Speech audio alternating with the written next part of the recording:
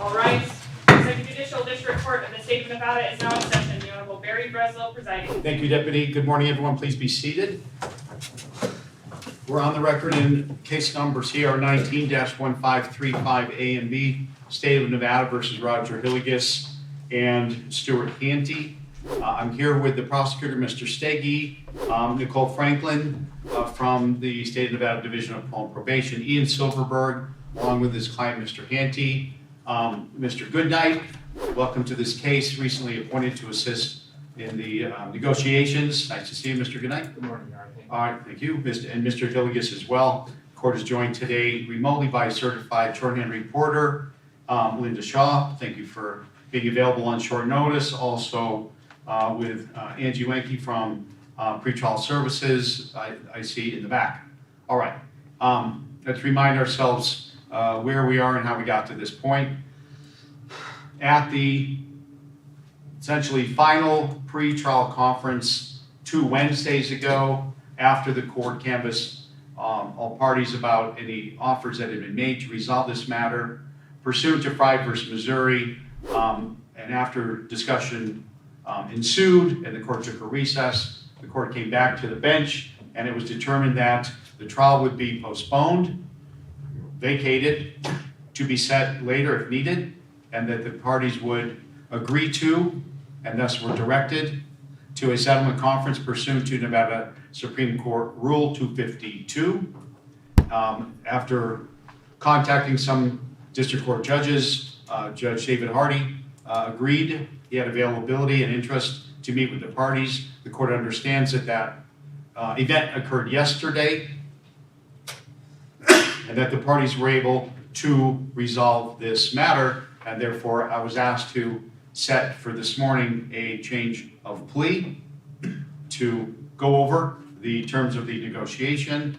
And as we all know from Supreme Court Rule 252, the presiding judge either agrees to follow the negotiated resolution, or if the presiding judge is uncomfortable with or otherwise does not agree, then the parties are free to withdraw from the negotiation. So we're here. Who can start? Why don't you, Mr. Silverberg, identify if the parties have resolved this and ask your client what the negotiations are. We're not quite there yet. Your Honor, I thought we were there last night, and I think we all did.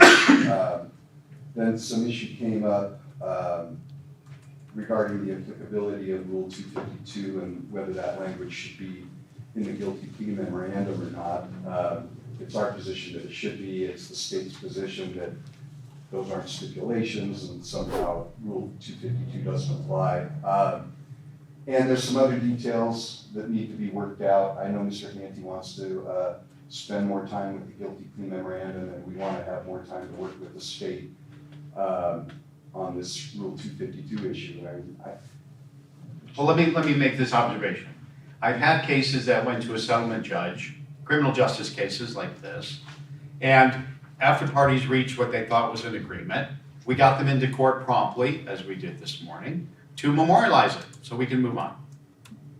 But I've also had cases where if a settlement conference occurred, we gave everyone a day or two to make sure that what was put in writing accurately and completely memorialized what had been agreed to. So I don't want to rush this. I don't want to knock people off stride. If there's momentum to get this done, great. But I don't want to force people to sign any piece of paper that identifies the terms and details if they're not comfortable doing so because they're not fully aware of everything in there, what it means. So, I'm here all next week also. And so if we need more time to get her done or to determine that it's not going to be done, that's fine. I'm going to be here. Thank you, Judge. So I'm not going to twist anyone's arm to say that we got everyone together and let's go. I'm not going to take that approach. And it looks like next week, unfortunately, won't work because Mr. Stege is in trial the first half of the week. Mr. Goodnight's gone the second half of the week. So if we could go the following week, and then we can let the court know whether it's going to be a change of plea or whether we're resetting for trial. Okay, well, I'm hopeful it's the former, obviously. You come this far. Like I said, I thought we were there, but we're not. So. Okay. Mr. Goodnight, is that your view of things as well? Your Honor, I appear as standby counsel for Mr. Hillygus. For purposes of the settlement discussions, Right, and negotiations? I think my role as standby counsel is to answer his questions legal questions that he has. I think he's still speaking for himself though. I'm gonna call on him next. But that's my understanding. Okay, That's what- Mr. Hillygus, is that your understanding as well? We'll reset this for the week after next? Well, what I can say is there was an attempt to have some discussions a week ago. And then we set this for a settlement hearing yesterday. But the state is not acting in good faith. What was discussed yesterday is not what has been provided in the agreement. The DA's job is to move toward justice, not to try to get a conviction. And there's a lot of evidence that's being concealed, withheld, and suppressed. I've not been provided a governor's warrant, that I was extradited here from Missouri. There's an FBI warrant that's also being suppressed and concealed by the state from California that has not been provided. So there's still a lot of unanswered questions. There's also a motion to dismiss that's out there that needs to be resolved. And if we want to enter into some more negotiations, some of this evidence that they're withholding and suppressing needs to come forward, because that's what justice is about the truth and coming to what the truth is and why they're concealing and withholding so much evidence that will exonerate me. And I've got some issues, and so if we want to get back into negotiations, if they're willing to provide the evidence that they're withholding, then we can probably get into a better discussion and there might be something that's available.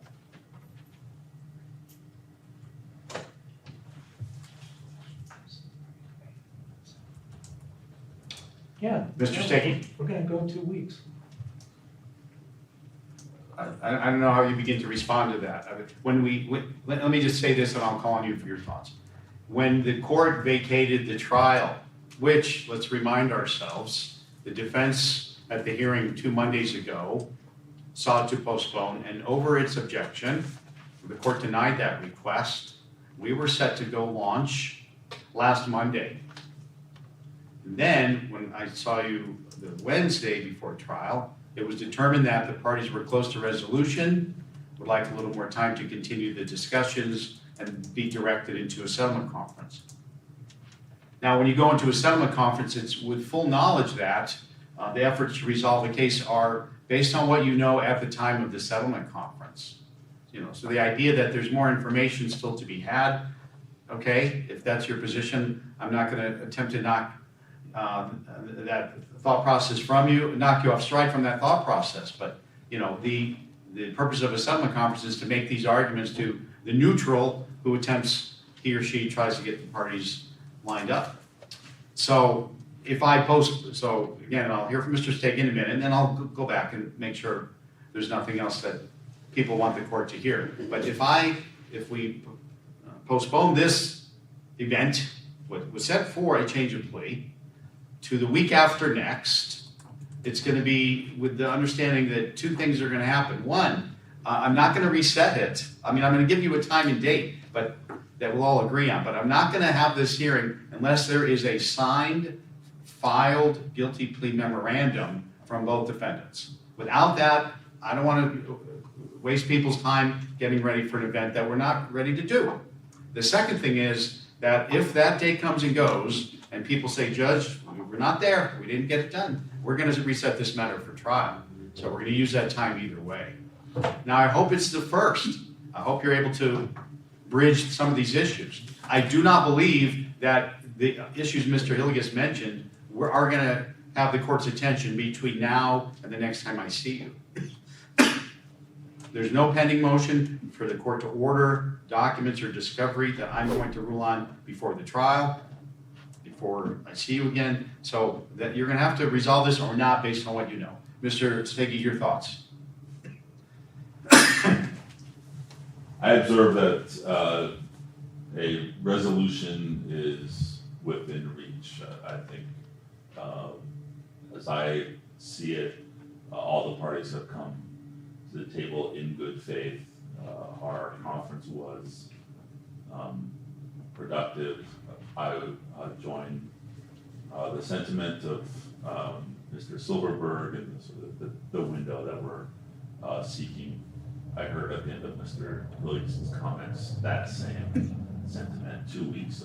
I think it is within reach. And overall, I would suggest that a soft hand from the court, as I think everyone still is metaphorically still at the table. And so I think we set a date, and that I think will give us the time that we need. Well, okay. Once again, I'm encouraging the parties to continue their discussions. I'm in favor of this dialogue going forward to resolve any issues that are resolvable. What I'm not in favor of is getting our group of people here for a hearing that we're not quite ready to do. Thus, and I'm not singling these two fellows out, because this is the court's standard operating procedure that I followed for 7 years. If the parties to a case that's being litigated resolve, and then the court has a hearing to memorialize the resolution like this, and if the court hears we're not quite there, or we've changed our mind, or we need more time, or I have to think about it further, the court always gives more time. But the court always says, I'm not doing this again unless people have signed off on the deal points, because I don't want to do this a second time where we all get dressed up and ready to go and we're not ready. So I'm going to give you a date 2 weeks out, and I'll see you then. And it's going to be for a change of plea if we're ready. If we're not ready, it'll be to reset the trial. I don't know how else more clear I could make it. I'm not trying to twist people's arms to resolve a case if they're not ready to do it. But I am encouraging you, if you're this close, to work hard to see if you can get it done. So let's get our calendars out and check availability. One moment, Mr. Gaynor.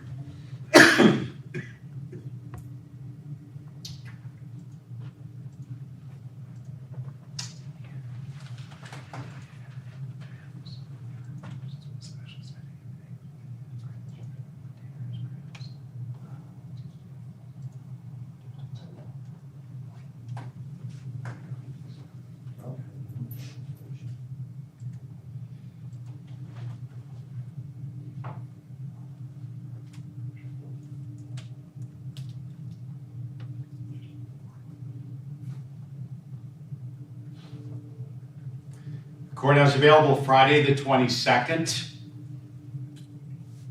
at 10:30. So essentially 2 weeks from today at the same time. At 10:30, Judge? Yeah, it looks like Mr. Handte either wants to talk to you or wants to be here. He's requesting something in the afternoon. I told him that may not be his calendar. It's just one I see. Well, this is a pretty big deal, Mr. Handte. I'm not trying to unduly interfere with your work schedule, but either we're resetting the trial or we're gonna have a resolution. I need you to make the time to be here. And I understand what you're saying, and I appreciate that, but, it seems like every time that I have to take a day off work, I don't even have any vacation time left. I have to take vacation time. And this is being a pocketbook, and I would hope the court would consider the financial aspects of a person being brought into court as a consideration for setting the time frame. I do, but under the circumstances, that has to,